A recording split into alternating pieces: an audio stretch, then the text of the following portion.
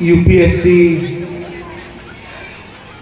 Crack કરીને આપ સૌનું ભાવિ સ્વપ્ન હોય એ પ્રકારનું કાર્ય કરનાર આદરણીય શ્રી બ્રિજેશ બારોટ સાહેબ, સમાજના પ્રમુખ શ્રી રાજેન્દ્રભાઈ, મંત્રીશ્રી, શિક્ષણ સમિતિ ખૂબ જ ઉત્તમ કાર્ય કરી રહ્યા છે એવા ઉત્તમપુરા ડાંગિયાના આચાર્ય શ્રી કમલેશભાઈ ઠક્કર, તમને સૌને સ્વાદિષ્ટ જે ભોજન કરાવવાના છે એવા શંભુભાઈ બારોટ, કરણભાઈ રાવ તેમજ મોટી સંખ્યામાં આપ સૌ જે આવ્યા છો એવા સૌ, અને મહિલા શક્તિ પણ ખૂબ મોટી સંખ્યામાં છે. બારોટ સમાજે મને આ લોકોએ વારંવાર એવું કીધું, હું તો સમયસર અહીંયા આવી ગયો હતો પણ અહીંયા કાર્યક્રમમાં મોડો પડ્યો, એટલે મને વારંવાર એવું કહેવામાં આવ્યું કે સમાજના લોકો સમયસર આવતા નથી. એટલે મારી એક ભૂદેવ તરીકે તમને મીઠી ટકોર ગણો, શિખામણ ગણો કે જે ગણો એ, પણ હવે નેક્સ્ટ ટાઈમ આપણે સમયસર કાર્યક્રમ શરૂ કરીશું. હું અહીંયા સમયસર આવી ગયો હતો એટલે પછી મારે ભૂદેવ સમાજના કાર્યક્રમમાં જઈને હું અહીંયા આવ્યો. એ પણ અહીંયા આપણે મલાણામાં જ તેજસ્વી તાલ્લાનો ત્યાં પણ એક કાર્યક્રમ હતો, સ્નેહ મિલન કાર્યક્રમ હતો. શિક્ષણ સમિતિ મને ખૂબ સારું કાર્ય કરતી હોય એવું મને અત્યારે અનુભવાય, કારણ કે અલગ અલગ પ્રકારના સન્માન કરવામાં આવ્યા. અભ્યાસિક પ્રવૃત્તિઓના તો સન્માન થયા જ, પણ સઅભ્યાસિક પ્રવૃત્તિઓના પણ સન્માન થયા.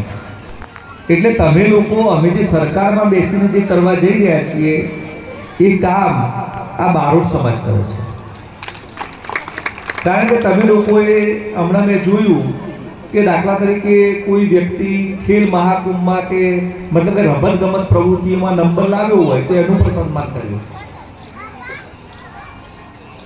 સંગીતની સ્પર્ધામાં નંબર લાવ્યા હોય તો એનું પણ સન્માન કર્યું.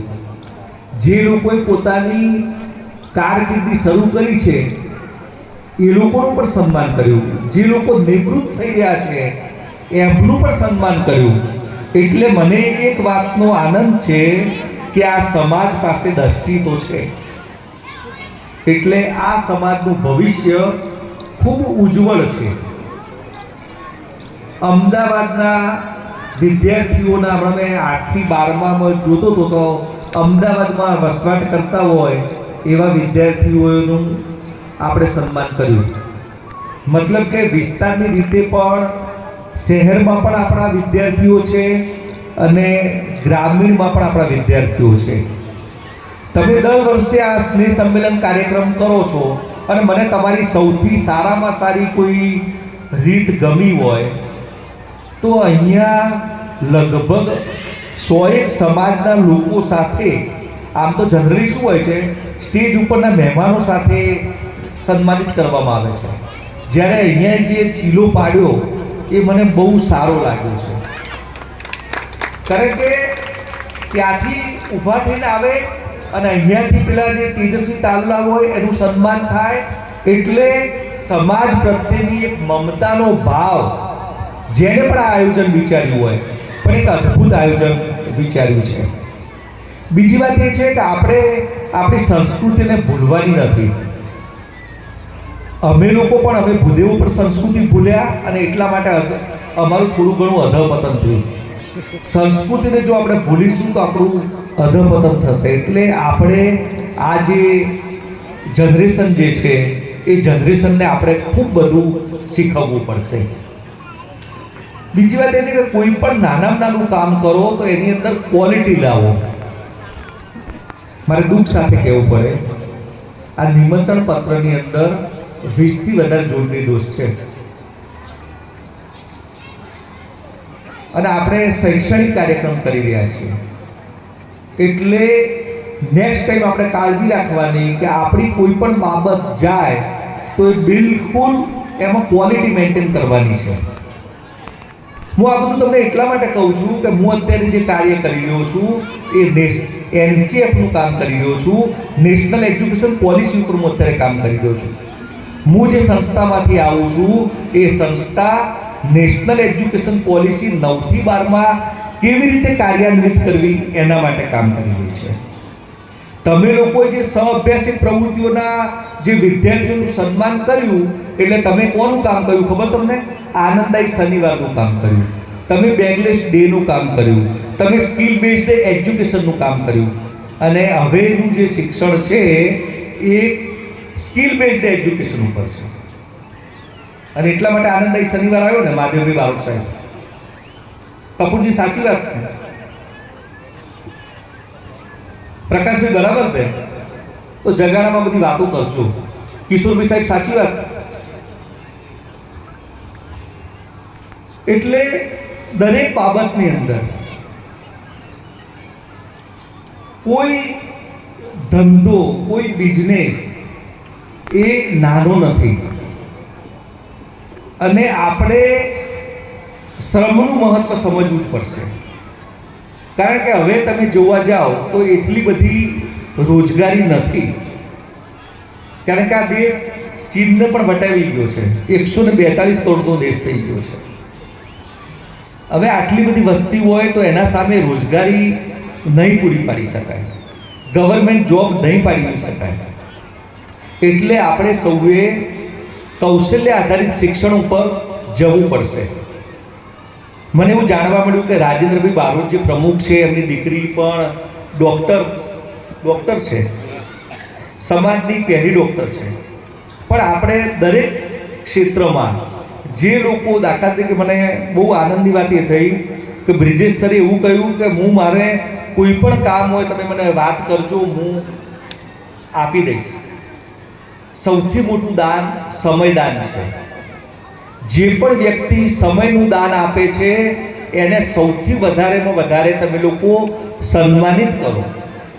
તમારા પ્રમુખ, તમારા મંત્રી, તમારી શિક્ષણ સમિતિ, કારણ કે તમારે તો ખાલી કાર્યક્રમમાં આવવાનું છે, પણ પ્રમુખ અને મંત્રીશ્રી મહેમાનોને મળવા ગયા હશે, આ મંડપનો ઓર્ડર આપ્યો હશે, ભોજનનો કેટર્સનો ઓર્ડર આપ્યો હશે, તો આ બધી જ કામગીરીની અંદર એ લોકોએ સમયદાન આપ્યું છે.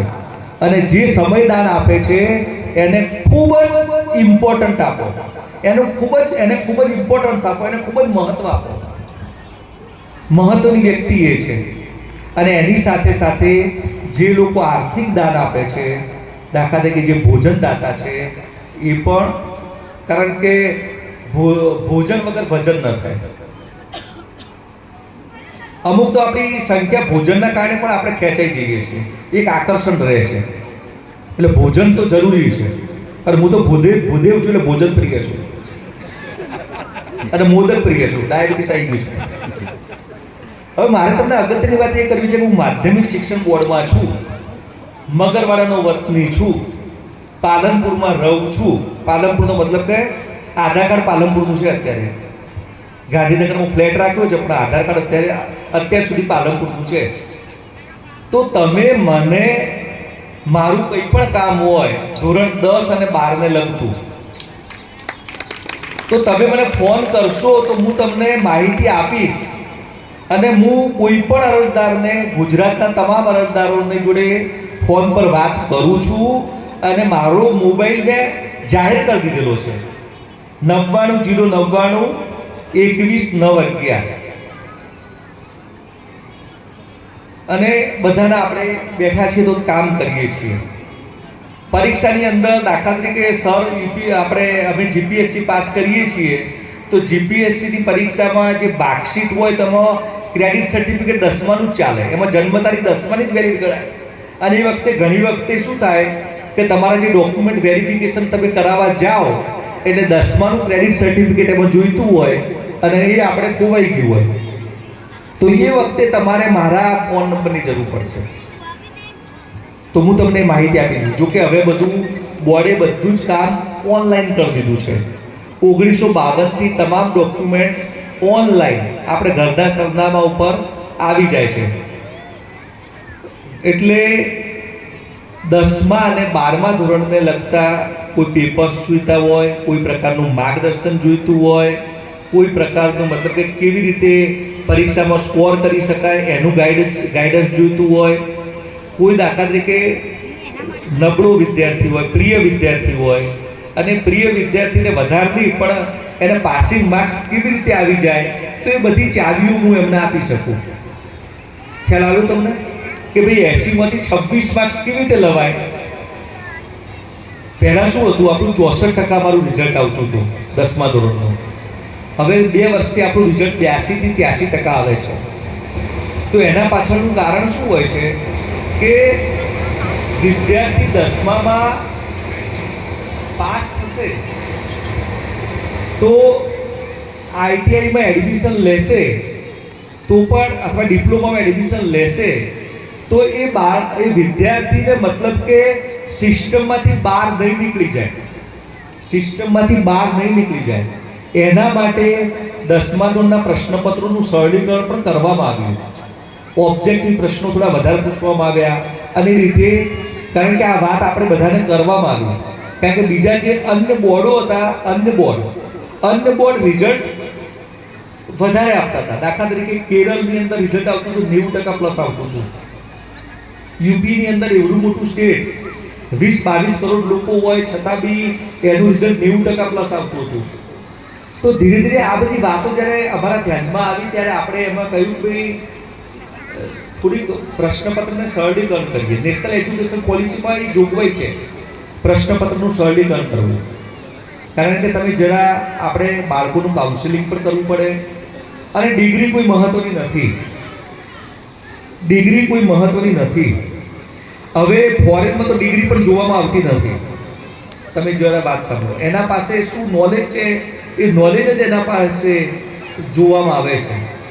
એટલે કોઈ પણ બાળક, દરેક બાળક શ્રેષ્ઠ છે, દરેક વ્યક્તિ શ્રેષ્ઠ છે અને દરેક વ્યક્તિનો આપણે સ્વીકાર કરવાનો અને કોઈ જ પ્રકારનું એના ઉપર બર્ડન ન થાય. કારણ કે તમે જુઓ છો બધા આપઘાતના બધા કેસ એટલા બધા થાય છે, કાઉન્સેલિંગ સેન્ટરો બધા ચાલુ કરવા પડે છે, મોબાઈલનું જે દૂષણ છે એ એટલું બધું આપણા ઉપર હાવી થઈ ગયું છે કે આવનારા દિવસોમાં આપણે આ મોબાઈલ માટેના કાઉન્સેલિંગના વર્ગો પણ શરૂ કરવા પડશે. એટલે આ બધું આપણે જ્યારે જોવા જઈએ ત્યારે બાળકોને આ જ રીતે પ્રોત્સાહિત કરતા રહો. દર 3 મહિને આ પ્રકારના અલગ અલગ પ્રકારની ઇવેન્ટ કરતા રહો, સમાજની સાથે જોડાતા રહો. કારણ કે સમાજ અભિન્ન અંગ છે. કોઈ એમ કહેશે કે મારે આના વગર નહીં ચાલે તો હું કહું છું કે ભાઈ એવું નથી, રીતની પણ જરૂર પડશે. દરેક વ્યક્તિ વગર વ્યક્તિ સંગઠિત હશો તો ઘણું બધું કરી શકશો. એટલે એક થાવ, નેક થાવ. તમે લોકોએ મને અહીંયા બોલાવ્યો, સન્માન કર્યું, ગાંધીનગરથી પાલનપુર આવવાની મને તક આપી તમે પાછી મારા માદરે વતન આવવાની. એટલે સૌ આયોજકોના હાર્દિક આભાર સાથે થેન્ક યુ વેરી મચ.